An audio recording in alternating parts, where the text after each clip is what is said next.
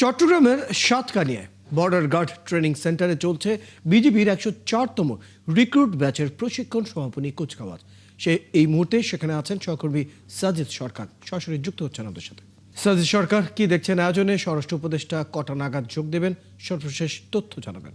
Royal, আসলে বিজিবির এই স্বাধীনতা উত্তর সবচেয়ে বড় রিক্রুট ব্যাচ, অর্থাৎ এর আগে যে রিক্রুট হয়েছে সেখানে সর্বোচ্চ ৭০০ থেকে ১,০০০, তবে এবার নির্বাচনকে ঘিরে প্রায় ৩,০৭৩ জন তারা অংশ নিয়েছেন এবং সেই ব্যাচের ৪ মাস দীর্ঘ পরিশ্রমের পর তারা আজকে শপথ গ্রহণ করবেন এবং শপথ গ্রহণের পরপরই কিন্তু আসলে এই ৩,০২৩ জন, এর মধ্যে নারী রয়েছে ৭৩ জন, তারা কিন্তু একেবারে দেশমাতৃকায় কিন্তু ঝাঁপিয়ে পড়বেন এবং তাদেরকে এই দেশের অতন্ত্র প্রহরী বা সীমান্ত পাহারাদার হিসেবে আজকে একেবারে তৈরি করে ফেলা হয়েছে। কিছুক্ষণ পর তাদের সমাপনী অনুষ্ঠানে কথা বলবেন এবং শপথ গ্রহণে ইতিমধ্যেই অংশ নিয়েছেন বিজিবির মহাপরিচালক এবং স্বরাষ্ট্র উপদেষ্টা লেফটেন্যান্ট জেনারেল চৌধুরী জাহাঙ্গীর আলম চৌধুরী সহ যারা রয়েছেন সিনিয়র কর্মকর্তা সকলে কিন্তু অংশ নিয়েছেন।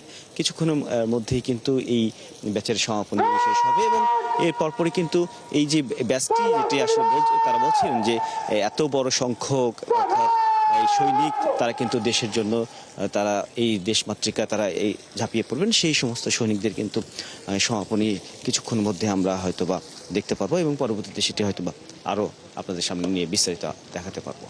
রয়েল, ধন্যবাদ সাজিদ সরকার। খবর রাখতে থাকুন দর্শক, আমাদের সাথে আমাদের সহকর্মী সাজিদ সরকার যুক্ত ছিলেন।